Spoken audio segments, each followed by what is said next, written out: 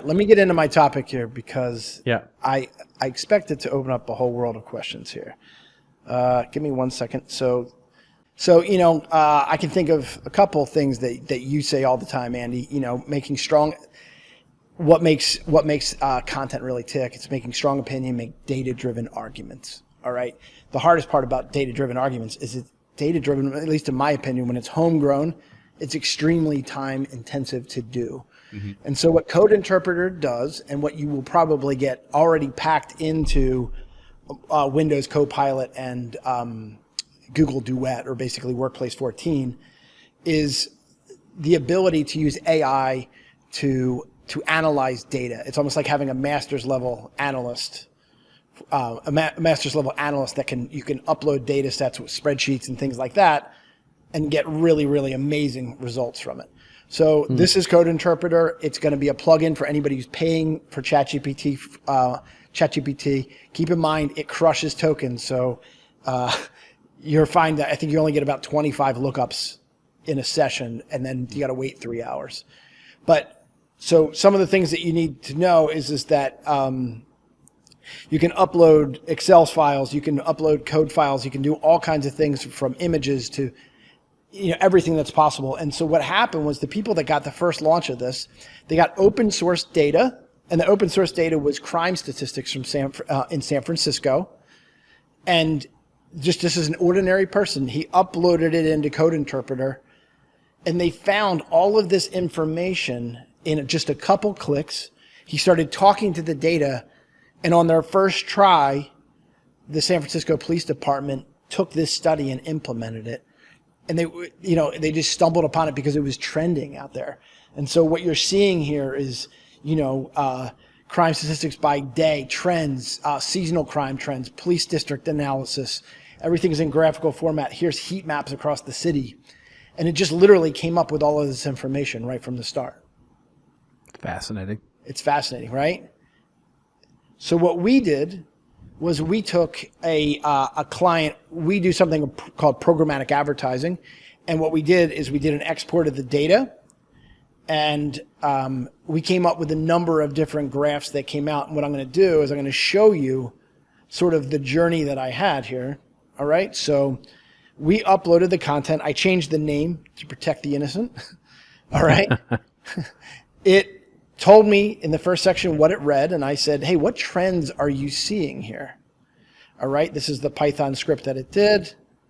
All right. It says on average, it takes about 11 impressions and 0.03 clicks for a conversion event to occur. And this indicates that a user typically sees this 11 times before completing a conversion action. Wow. And that's based on your own data. That's not a best practice. Nope. And then what I started to do is I said, can you show me a visualization? And it just basically did this. This is where the campaign ended. And this is just all these reports that I was able to do. But I was able to continuously talk to the data. All right. Other questions that I asked were, visualize performance over different creatives and campaigns. And it came up with gobbledygook. So what I did is I asked, hey, clean it up, make it more, more digestible. And that's what it did. And it showed me that nice. my retargeting way outperformed my display in several different categories for several different products. Then what it did is I started to say, can you show it in a bar chart? And these were the ads that performed best. And you have clearly an outlier here that has a size of 320 by 50. Chris, this then is what gold. It's like crazy, right? Then I started to say, well, you know what? What are the number of conversions by hour of the day?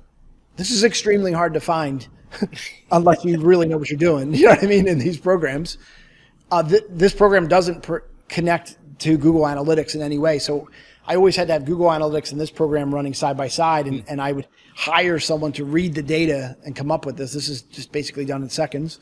This shows the number of conversions by device type. Click on the show work drop down there. Oh, you're in a screenshot. I'm so sorry. I did a screenshot because I thought it would be like presentation kryptonite to watch this thing cook.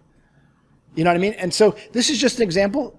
Guys, when I tell you this graphic that I have here took me less than 5 minutes, that's probably an exaggeration. It took me no time whatsoever.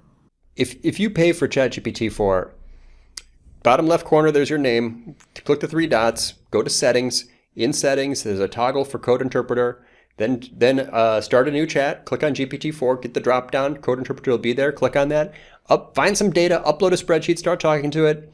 It will put you in the mindset of statistical analysis, if nothing else. You can ask it to draw any kind of chart. It'll draw animated charts, bar chart races. You can output those as MP4s and drop them in. It is really just an incredible research assistant. I'm gonna go play this weekend. This sounds fun. Yeah. Robert, Interesting. I got to tell you, we were on with Paul Rotzer, and here's one of the big things that as an agency owner, I have 26 full service clients. We have project-based work on other things and web development, but 26 clients. And there's no tool that ever gave me macro information. Meaning, oh my goodness, I found this outlier that for some reason this level of SEO keywords aren't ranking. There's nothing for me to say, hey, is this affecting all of my clients? Or is this affecting just my clients in healthcare? What about my smaller clients in healthcare? You know what I mean?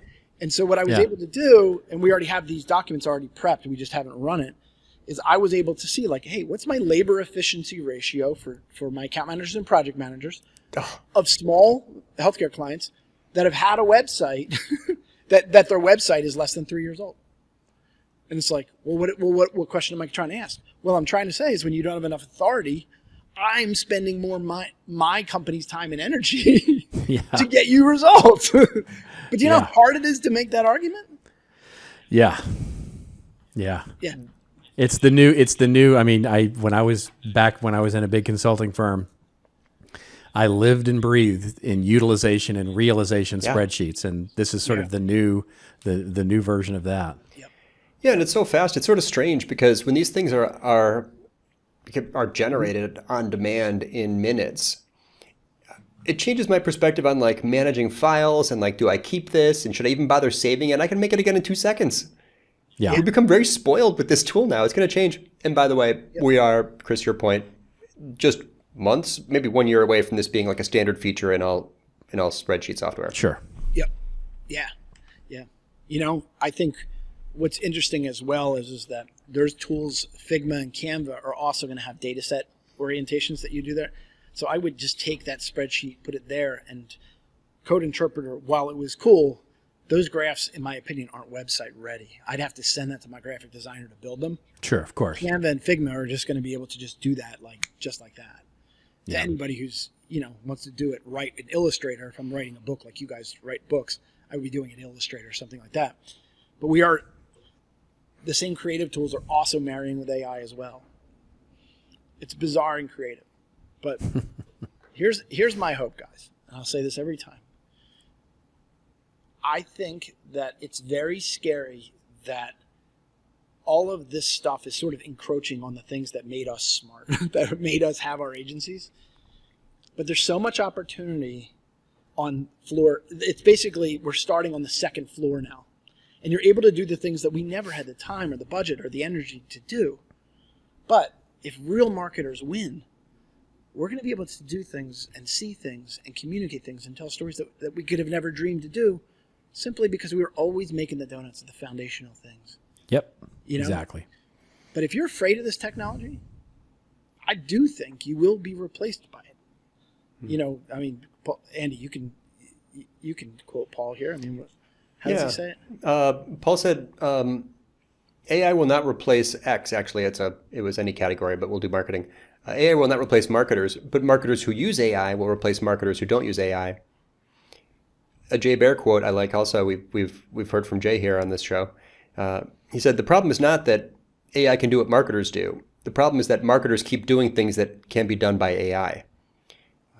Or your quote. That I like better. Yeah, I like that too. I like that better. and almost the same, and tying back to our earlier conversation here, Chris, you said once, now we have to do thought leadership, but for real this time. Yeah, right. Yeah. It's crazy, right? But, it's also exciting.